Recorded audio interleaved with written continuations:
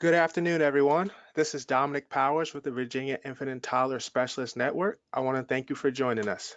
Our webinar today will be on the benefits of outdoor play for infants and toddlers.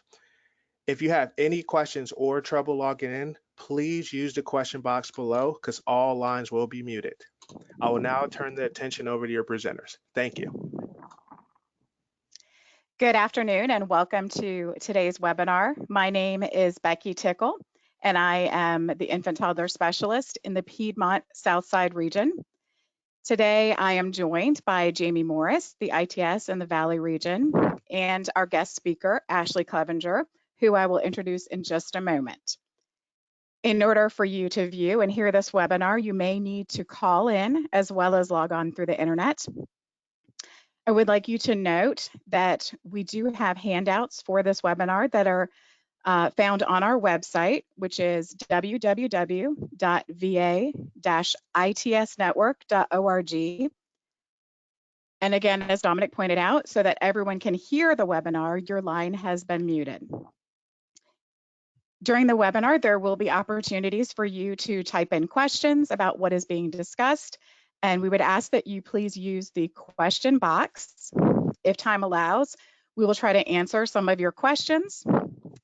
If at any time you are experiencing any technical difficulties, please go ahead and type that into the chat box, and Dominic, who is our technical support, will do his best to help you out with that. Also, during the webinar, you may be asked to participate in some polls or questions. When we get to those portions, we will give you instructions how to participate. And I'm going to give you just a brief overview of what the Virginia Infant Toddler Specialist Network is. So the Virginia Infant Toddler Specialist Network strives to achieve excellence in early care by increasing the knowledge level and skills of those who care for infants and toddlers, whether it's in a family care home or a center-based program.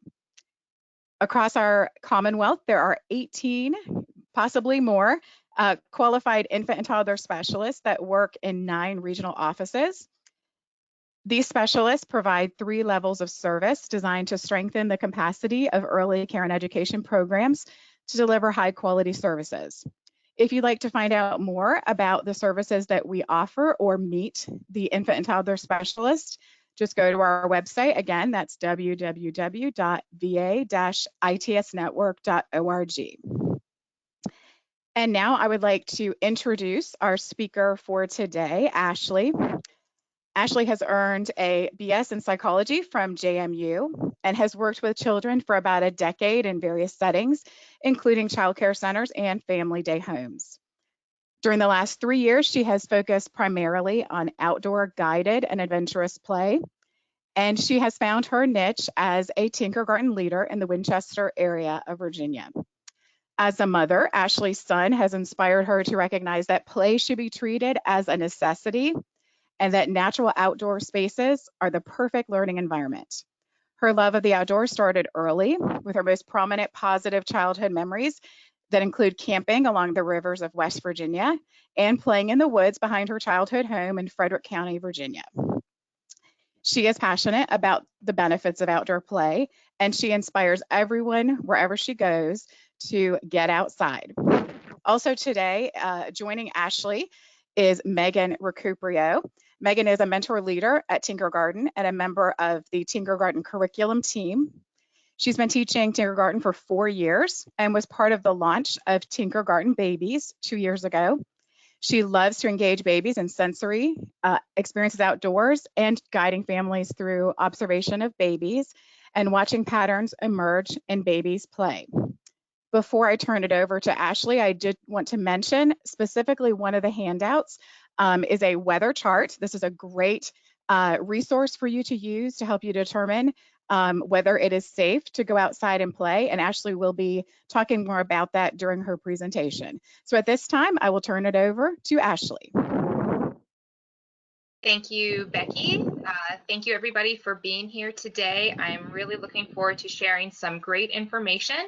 And first, I'd like to get started and ask you to just think for a moment. If you'd like to share in the question box, by all means, but really, I just want to gear us up for the conversation today and ask you to think about what's a prominent, positive memory of play from your childhood. Now, if someone were to ask me this question, I would say camping, hands down. At least 3 times a year since I was 3 months old, my parents would load everything, my brother and me included, into the back of my dad's black Ford truck.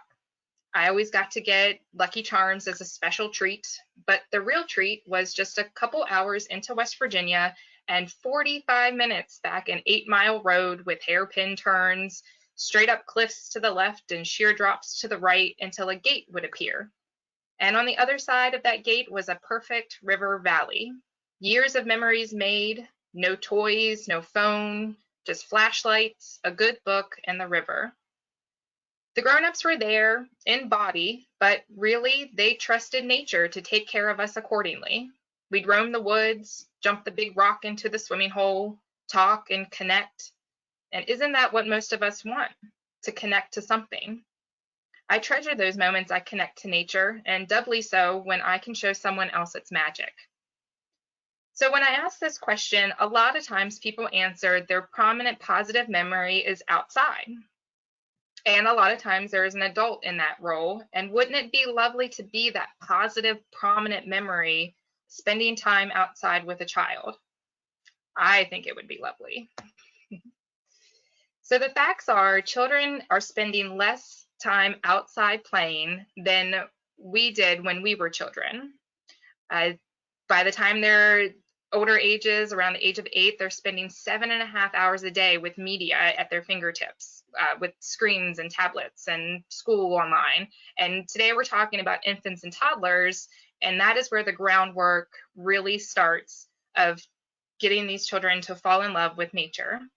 They learn through play, children learn through play, and the childhood brain development operates under a use it or lose it process. So by taking infants and toddlers out to experience nature, you are laying the groundwork for them that will continue through their childhood and into adulthood. Today, it is even more evident the necessity of learning through play outdoors. Due to an emphasis on early academics, liability concerns, for example, a new generation is at risk. Both play and time outdoors are critical to healthy child development. Play is learning. So from Scientific America, nearly all developmental psychologists, neuroscientists, and education experts recommend play for kids 0 to 7 as the best way to nurture kids' development and ready them for academic success later in life. So those little babies, those little toddlers, all the way through their early childhood years, they need play to nurture that development.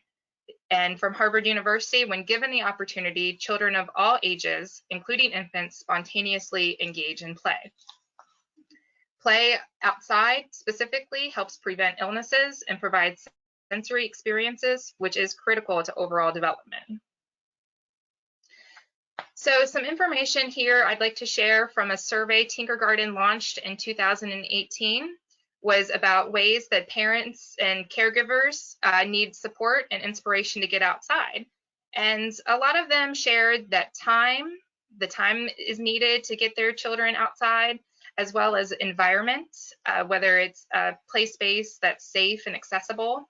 But they're also looking for the knowledge. They're looking for support and guidance in order to start early so that it's part of everyday life. Nature may offer opportunities to learn from failures, not successes. That's how we learn. We learn through our failures and our mistakes, and this is vital to real learning.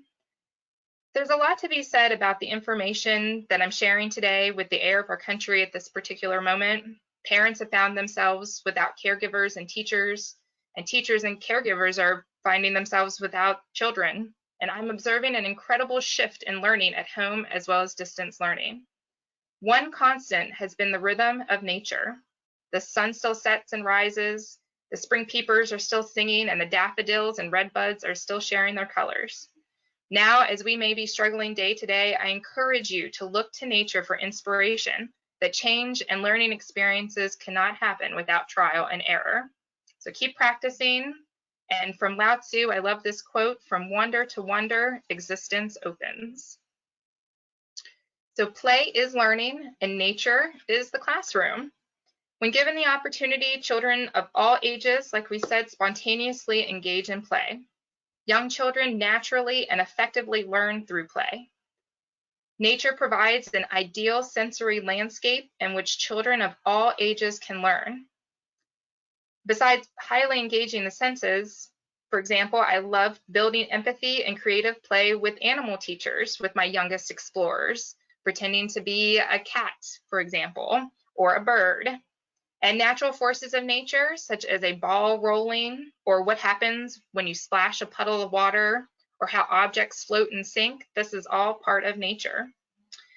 90% of brain development happens by the age of 5.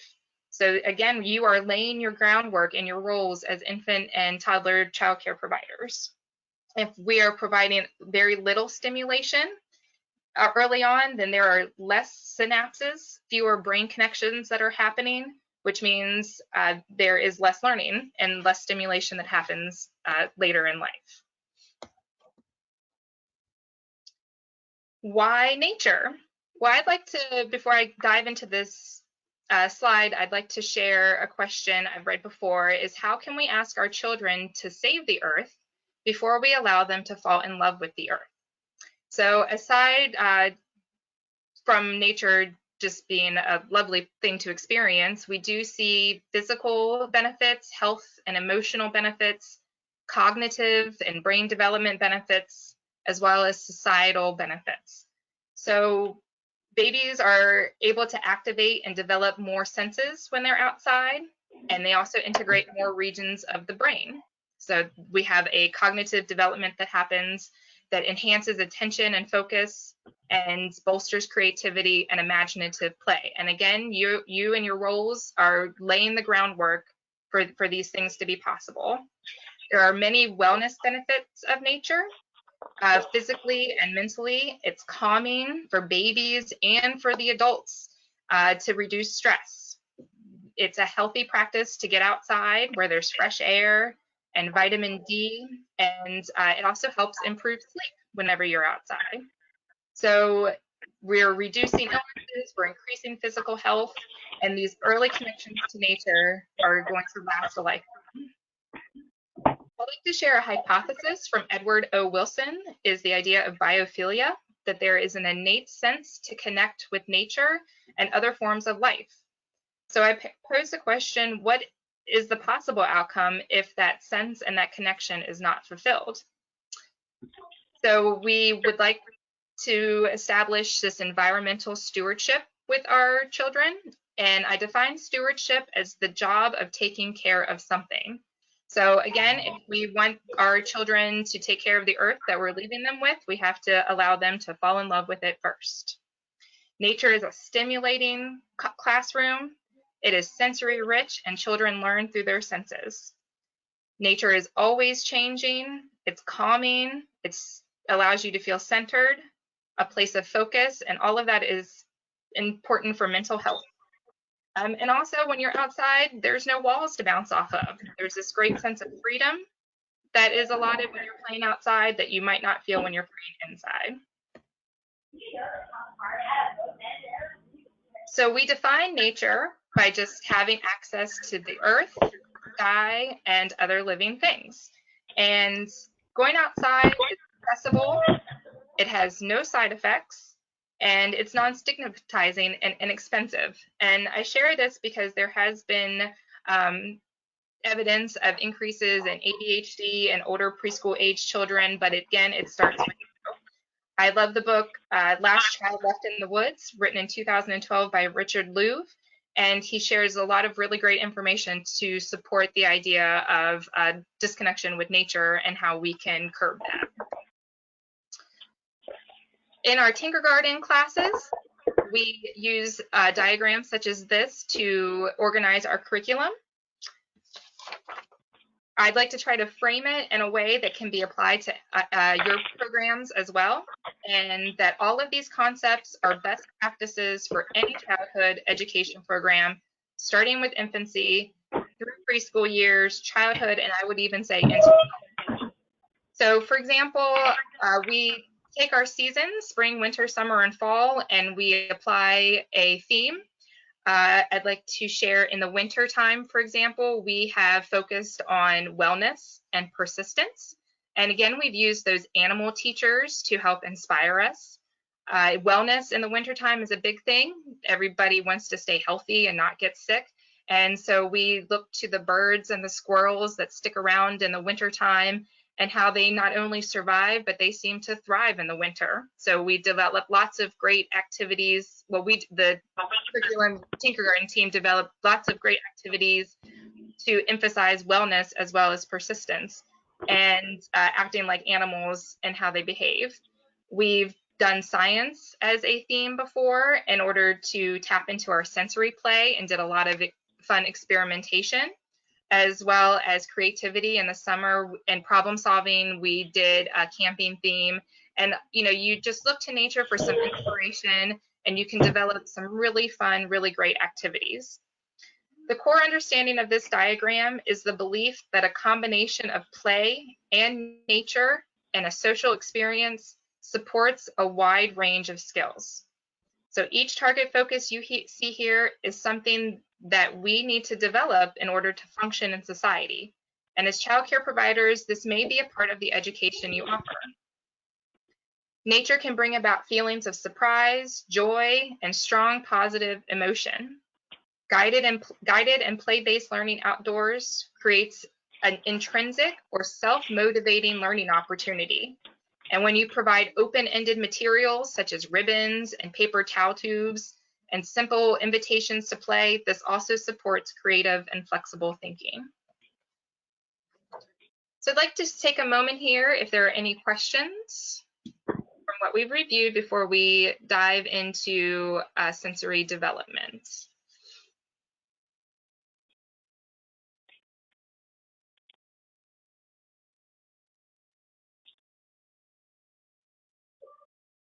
Oh, I see some people enjoyed picnics when they were outside, playing in the creek. Oh, these are great memories. Thank you for sharing. Taking kitchen items outside. Thank you. And if there's no specific questions from what we've discussed so far, I'd just like to ask, what is your favorite season to get out and play? I get asked that, and it sometimes surprises folks. I love the winter time. I embrace all seasons, but since the summer heat and humidity in Virginia is not necessarily my favorite, so the opposite, I really enjoy the winter. It's invigorating. I like the fresh air and the crispness. Oh, just reading through more great memories here, playing in an empty lot, no grass, just rocks from a building. That's great because, it doesn't have to be a perfect camping scene to elicit those positive memories, but a lot of the consistency here is that the memories are outside. That's lovely.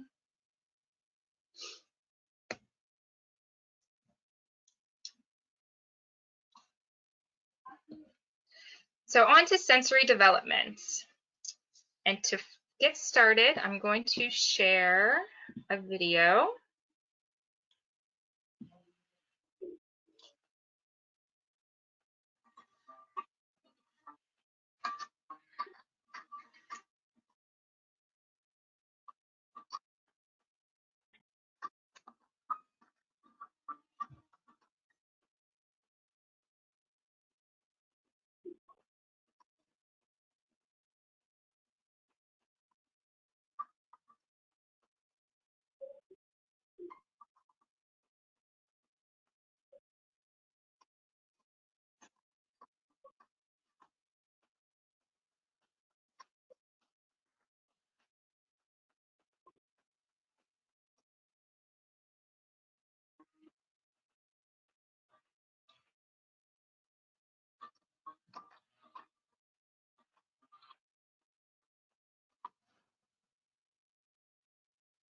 So we're all familiar with the 5 senses, the sense of sight, smell, taste, vision, and touch. There are also many, many more senses that we experience day to day, but I would like to briefly speak about proprioception and our vestibular systems. If you take a minute to close your eyes and touch your nose,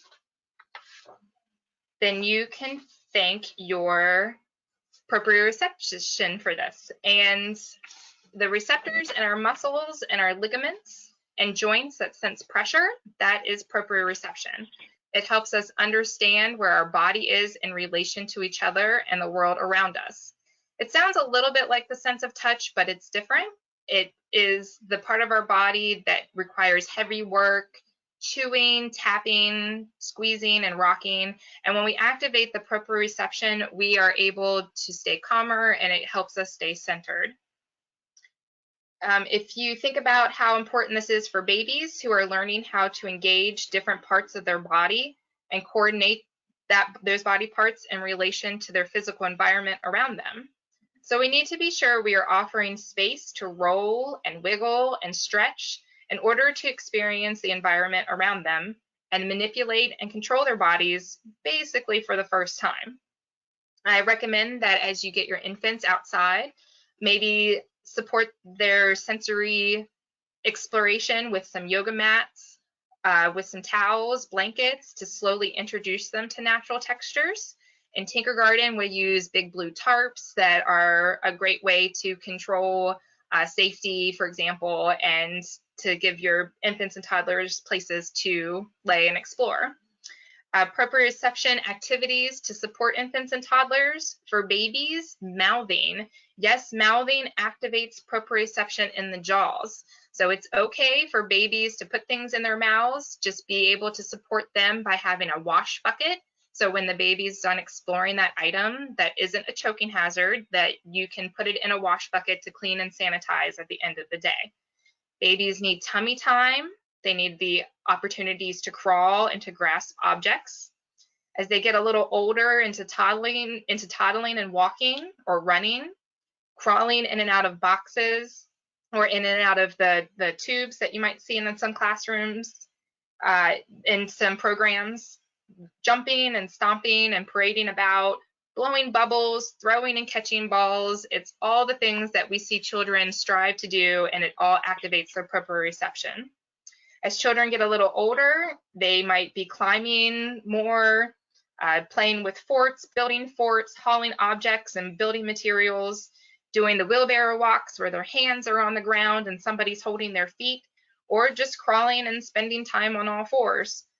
Transporting heavy objects or carrying a bag or a backpack with objects inside are all great ways to activate that proprioception. So for babies and toddlers, a big thing is just allowing them to move and wiggle and jump. So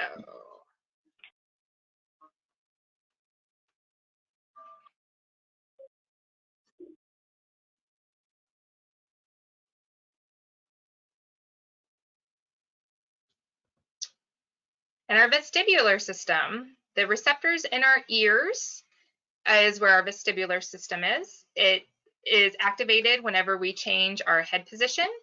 It helps us balance and trigger our bodies when we shift in order to balance as we move around and hold our muscles when we're still. It helps coordinate our eyes and our head, and it helps us stay focused, essentially turning on the brain as it activates and coordinates with all of our other senses. So allowing babies to have free movement to crawl and roll and to lie on their backs and explore their own body movements supports the development and activation of the vestibular system.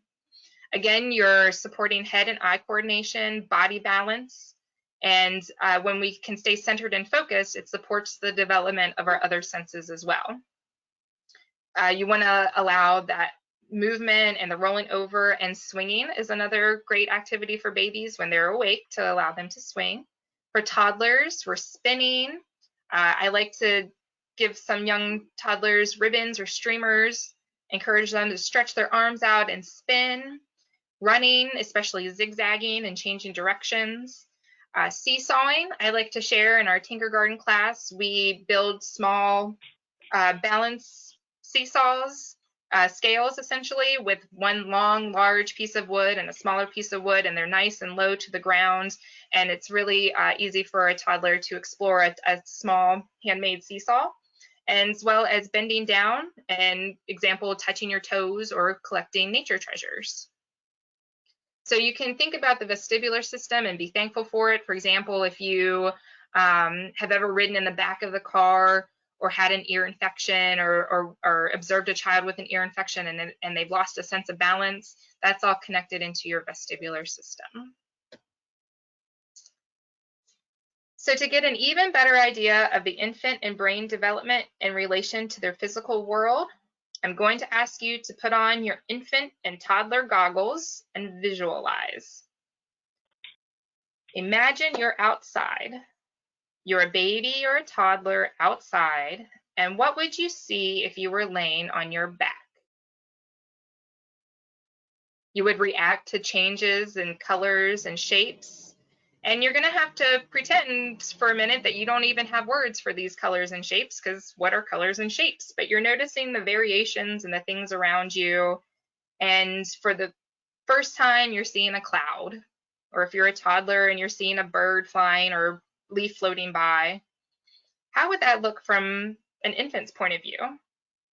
Now, laying on your belly, look around left and right. How does your body feel in this position? Now picture on your hands and knees in the grass. Tickly and smells fresh of earth. With each new position, your head position changes also, doesn't it? So just imagine what it's like to be in the position of an infant or toddler. So now we'll take a minute for a poll. What kind of items do you feel bring a playful and joyful sensory experience? A toy that lights up and makes sound, scented bean bags, a ball, mud, water, or a sensory bottle filled with dyed rice. So we'll open this poll for about 30 seconds. And just kind of, there's no right answer, there's no wrong answer. We're just kind of curious. Let's see. Oh, mud, that's fun, yeah. And the ball.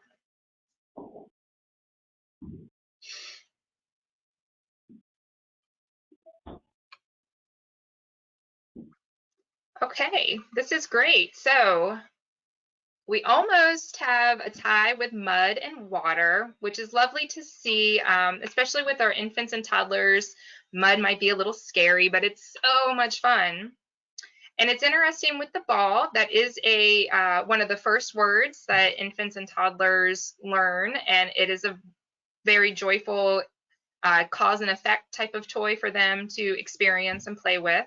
And again, there was no right or wrong answer. We were all just kind of curious from your perspective what it would be. So to share, 20% said that a toy that lights up and makes sounds, 11% for the scented bean bags, 9% said the ball. The winner here was mud at 31%, and 29% said that water was a joyful and playful experience. Thank you.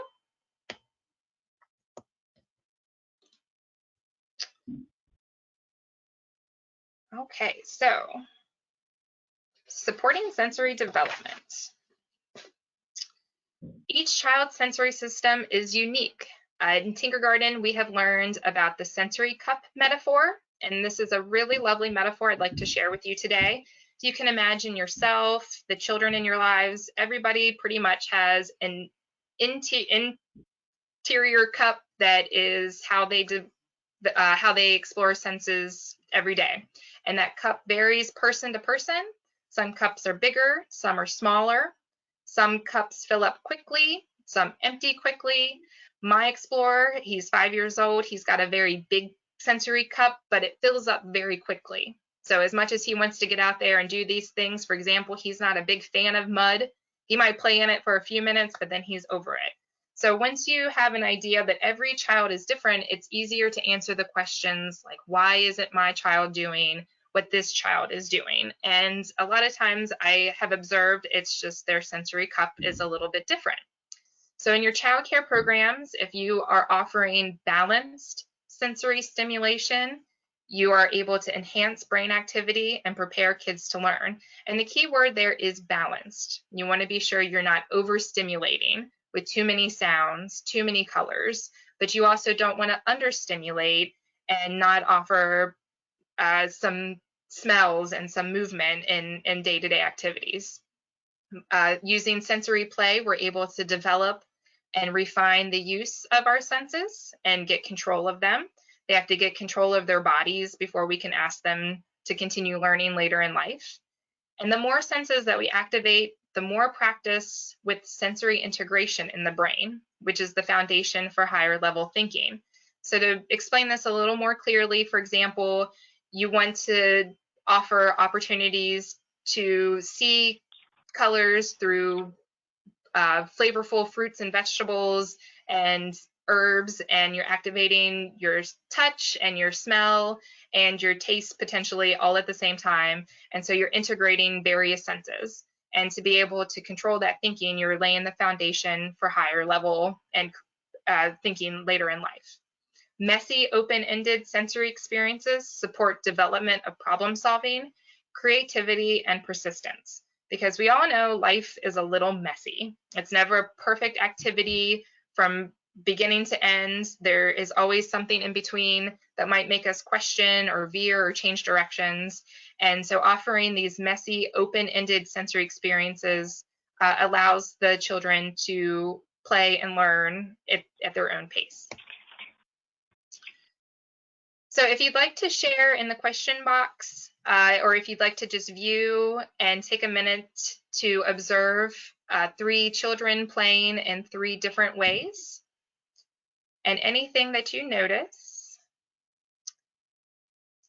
When I asked my husband in practice last night what he noticed, his first observation was they all were outside.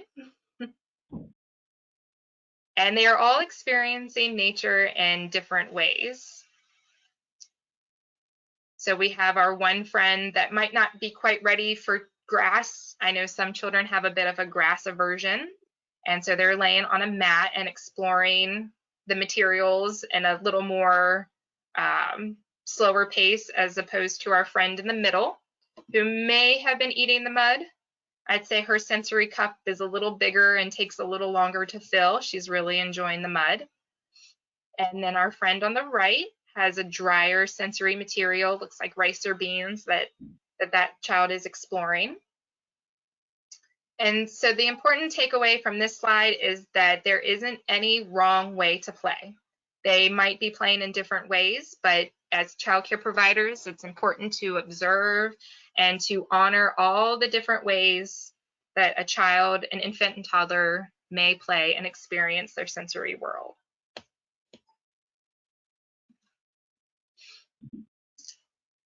Materials that activate the senses. Be sure to note, as we're getting ready to explore materials that activate our senses, that you need to be responsible for evaluating safety for your age group. Be aware of choking hazards and other safety standards. I also like to share to allow time for children to warm up their senses. It may take some children longer to explore materials and become comfortable with those materials, and children learn through repetition. So plan to bring materials out various times, multiple times over the course of a day or over the course of a week. And as you read through these listed materials, I'd like to note there is also a bonus for materials that engage all of the senses, like bubbles that allow the eyes to track and the body to move, pretend food play using colorful nature items, and various pots and pans and stirring materials that might sound different, like metal versus wooden spoons. Another joyful activity that engages multiple senses is smashing colored ice with feet or with rocks. With your toddlers, this is a fun activity. Just giving you a minute to read through these. I like to share too that nature sounds in your classroom is really lovely. It has been shown that nature sounds like running water or bird calls elicit a common feeling. And so if you're not able to go outside for some reason, maybe play some nature sounds in your classroom, open up your curtains and let some sunshine in, maybe a classroom plant. Oftentimes, caregivers take pauses in play or lulls in play as a signal that children are bored and it's time to end play, but often it's just the beginning. Albert Einstein is quoted that play is the highest form of research. And I think this is a great quote, especially with our infants and toddlers in mind. Little moments to us are huge moments to a child. Their brains are constantly figuring things out. Our brains have already figured them out, so we seek new and exciting learning moments. But to a child, all these moments are new and exciting. So as child care providers, you should strive to create an enriched learning environment by demonstrating how anything can be novel and magical, such as open-ended play objects, lots of play opportunities, and using nature as a sensory backdrop. I also encourage you to embrace nonverbal communication, so not giving direction, not saying anything, using your body movements and your facial cues, receiving as well as offering. Make eye contact.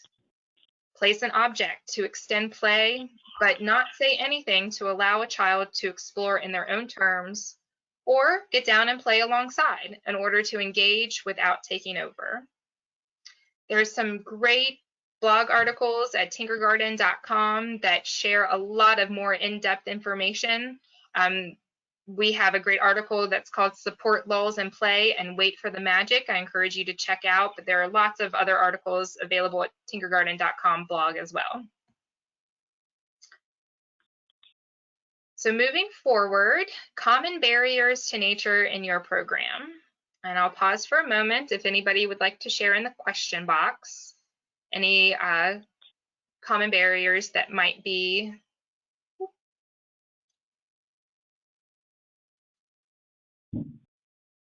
as a part of your program. Any common barriers?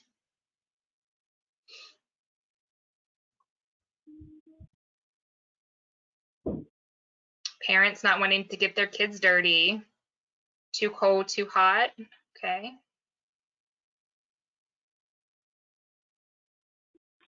Yep, and that too cold, too hot, we'll reference the weather chart. Allergies, like seasonal allergies, I'm guessing. Needing space.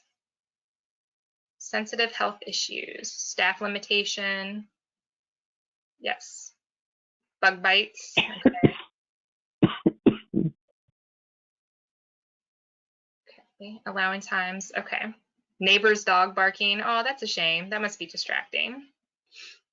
We'll have to think of a fun way to interact from a distance with that dog. Faces a parking lot. Bee allergy. Yep. Okay. Great. Thank you for sharing, everybody. So a lot of you listed some very common barriers, and some of these barriers might be perceived, some of them might be real, and some common ones are having the access to safe outdoor spaces, weather challenges like not too hot, not too cold.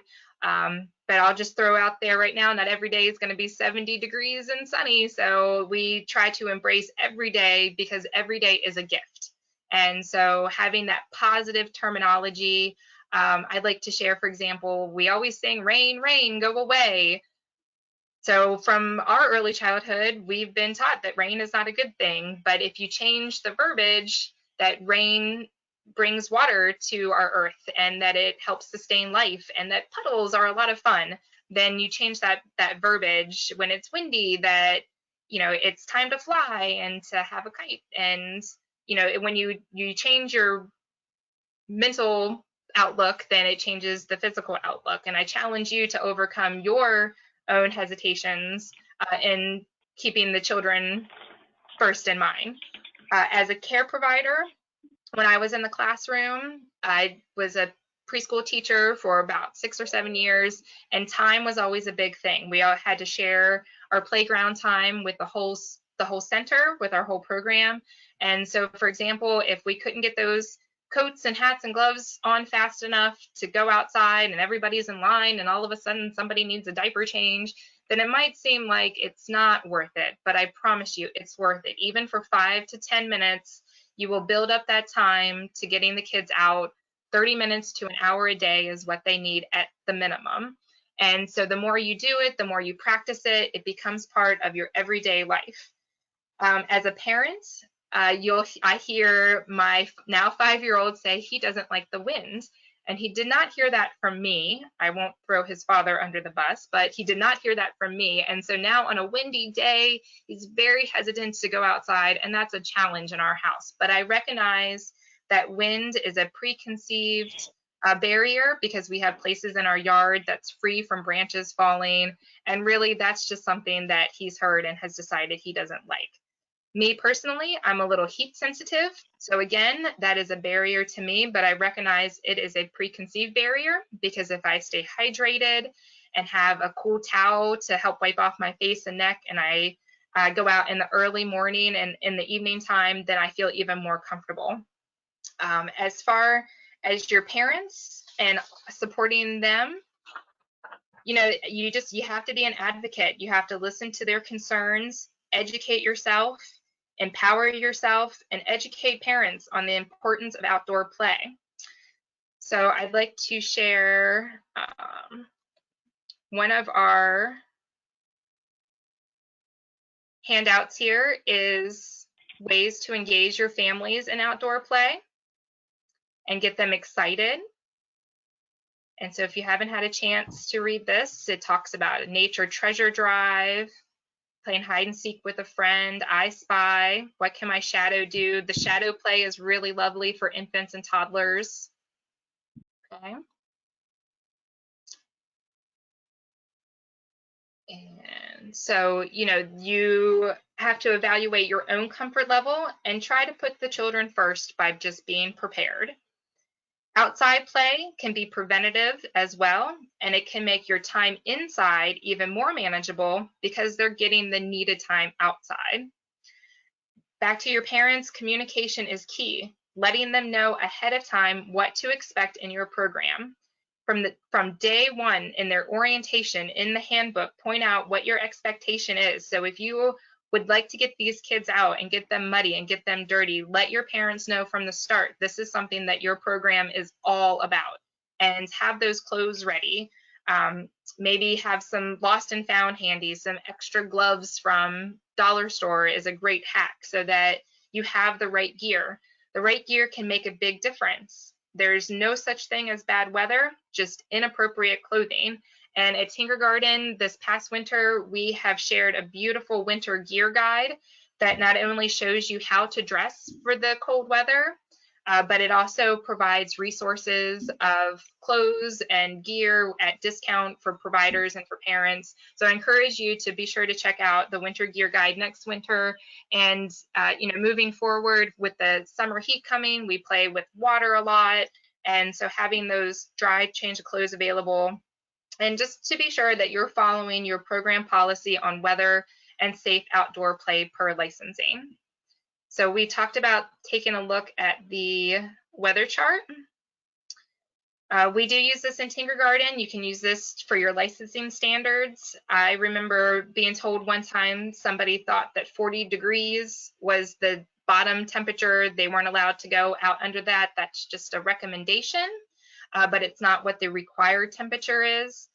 I think wind sometimes gets a little tricky, so it helps you out here with your wind chill factor and how fast the wind speeds are. So if you're on the fence and you're questioning whether a day is too blustery or a day is too hot, I encourage you to check out this Childcare Weather Watch, because this is, you know, approved through DSS, and this is how it can help you decide whether you just are a little too cold or whether it's actually a little too cold outside.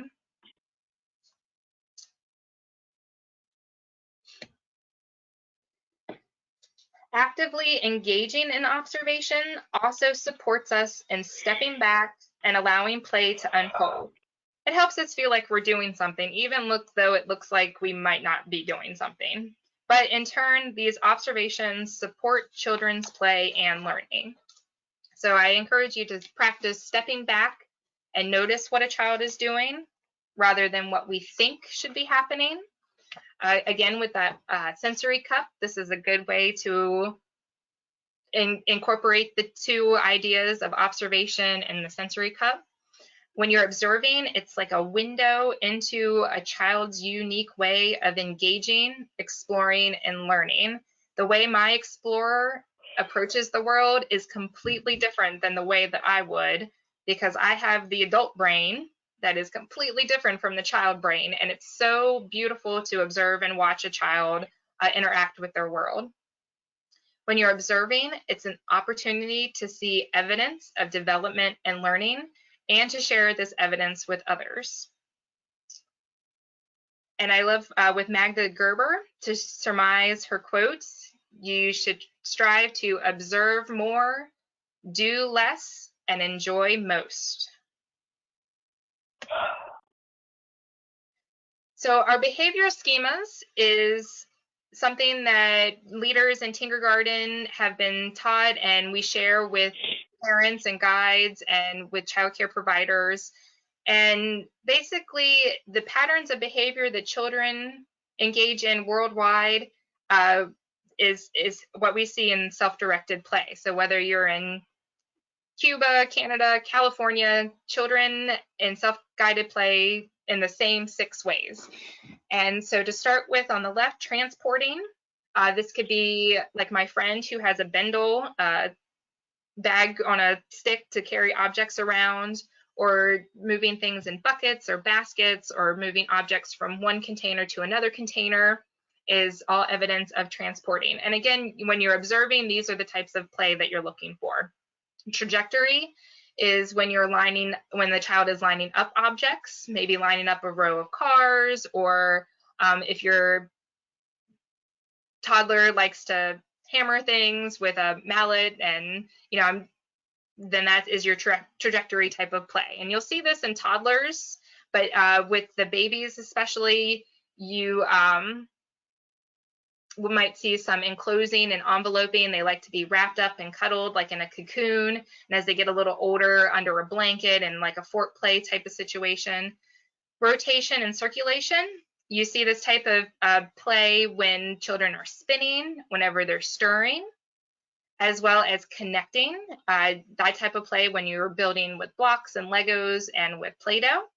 So again, you see this type of play all across the world, and as childcare providers, you're observing, you start to see these type of behaviors more and more. And in our house, one of our favorite types of play is transformative play. So it's easy to see when you take water and dirt and you transform it into mud, or if you pick up a stick and all of a sudden it's a carrot and your pretend food play. But I like to share that it also is descriptive of destructive play. So if you have any toddler friends that like to tear their friends' towers down, instead of telling them that that's wrong and they shouldn't tear those towers down, find opportunities for that child to take objects apart. And because that destructive play, taking things apart, tearing paper, knocking down blocks, this is all really part of how our world works. You put things together and they also come apart.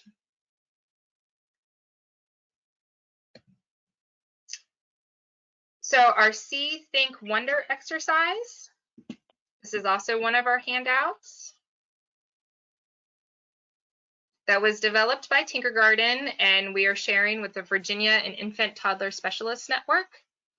We have shared this with NACE conferences and Head Start conferences, and this is really lovely handout to get our adult brain engaged in a way that is supportive to childhood development. So, you might not be the most creative person in the world. You don't necessarily have to be creative yourself. You just have to be prepared to ask these questions and support the child's own creativity.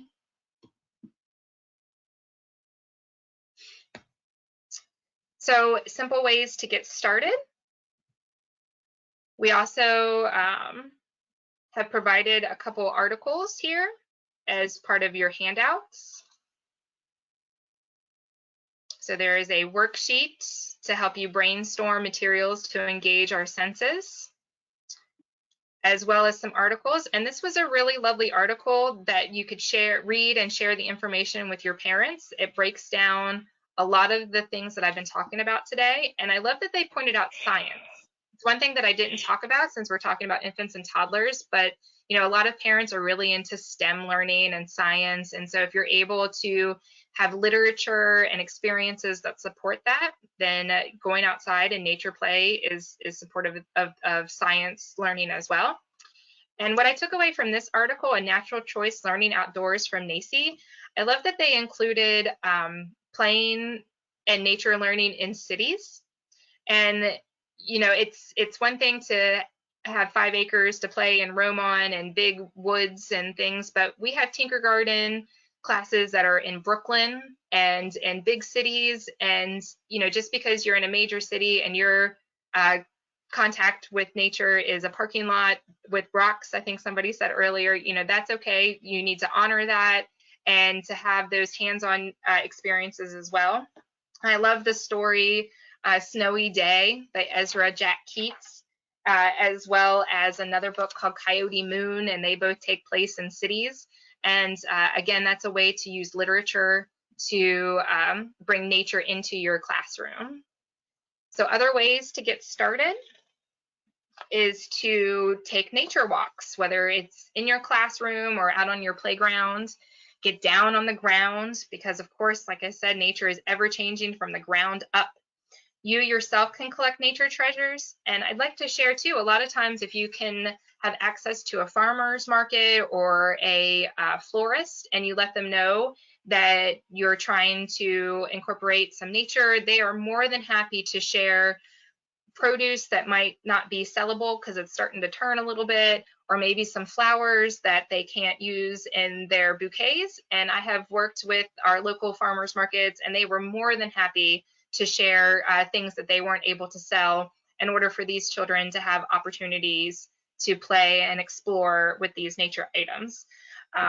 You can organize a child care program nature treasure drive within your classroom or for your whole program, offering sensory rich materials such as sand, water, dirt, and mud. These can be mixed with various items and, you know, adding dinosaurs or adding the water and mixing them together and see what happens.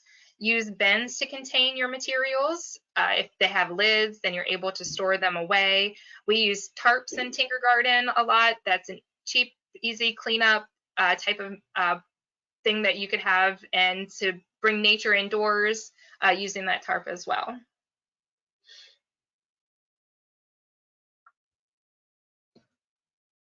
So for center and family daycare home settings, creating a successful outdoor space means easy access, suitable surfaces, storage, and a variety of open-ended and flexible materials.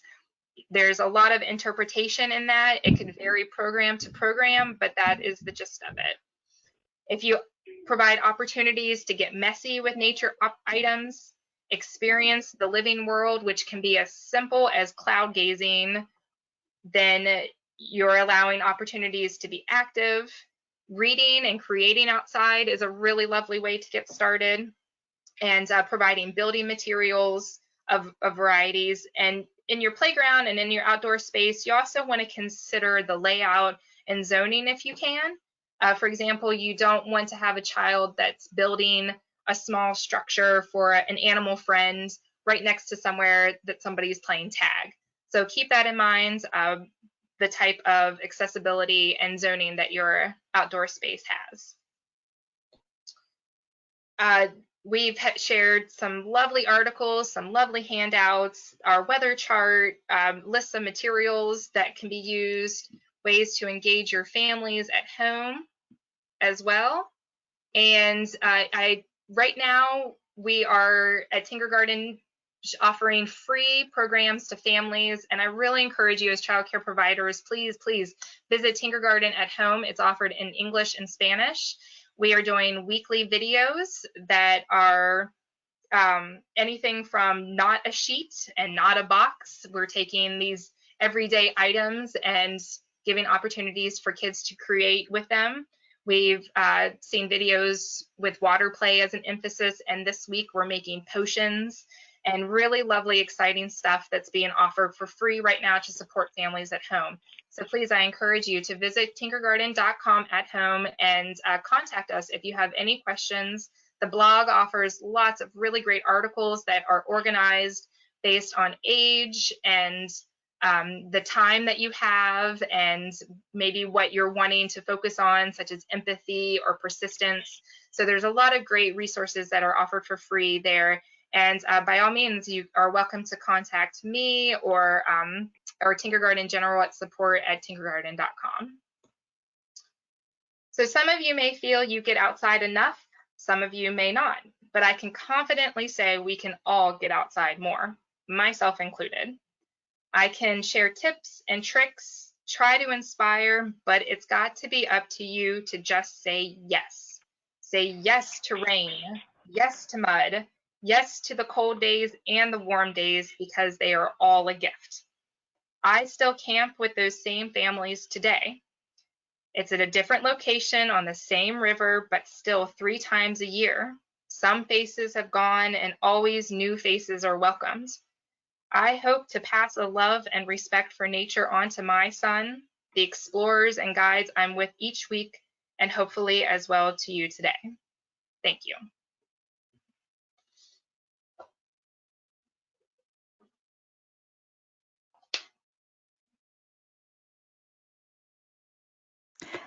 All right, thank you, Ashley, for all your wonderful wisdom. And I've been watching out my window from where I'm located in Southern Virginia, and it's beautiful and sunny, but it's very windy. So I might try to get outside later and use no excuses. Before we end today's webinar, I just wanted to remind everyone that there are those resources she mentioned on our website. So you can go and look at those handouts after the webinar is completed. And also feel free to contact her or go to the website for more information about Tinkergarten as well. If you go to our website, you can also find out more information about our upcoming trainings.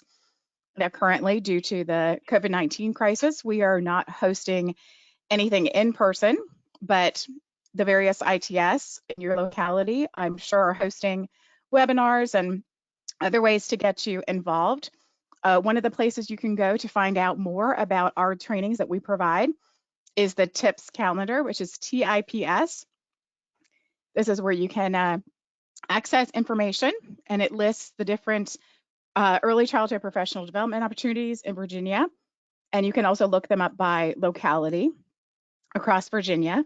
So we put all of our trainings locally and statewide on the TIPS calendar. So you can look up for your region specifically and find a training in your area that meets your needs. As I said, currently we are not offering any in-person trainings, but check back for future and upcoming trainings like our 1, 2, 3 Read, which is our literacy training, CEFL, which is our social emotional training, and 1, 2, 3 Read refreshers. For those of you that have already taken 1, 2, 3 Read, you can take a refresher class as well. So if you go to our website, you can click at the top for professional development, find out what's coming up in your area, and look for any more other resources as well as those handouts I mentioned earlier. Today's webinar was brought to you by the Virginia Infant and Toddler Specialist Network, and we would like to thank you for participating with us either online or by phone. We do want to remind you that in order to receive your certificate of participation for this webinar, you must fill out the evaluation that was sent to you when you received your login information. This evaluation can be sent by mail, fax, or email back to Child Development Resources. Once that has been received, you will get a certificate back. The contact information for CDR is located on the evaluation form that was sent to you. And if you have any further questions, you can go ahead and contact your local infant and toddler specialist, and they can help you out as well. If you're not sure who your local specialist is, you can go to our website at www.va-itsnetwork.org, and you can locate who that person is for your region. Cool. Yes. 15 minutes. If you will, please continue to check our website as well as the VDSS tips 15 calendar minutes. for upcoming local McKenna, and statewide training. go outside And for we thank 15 you minutes. Then you got to again come in. for participating in our webinar today, and we hope to hear you on future webinars. Thank you.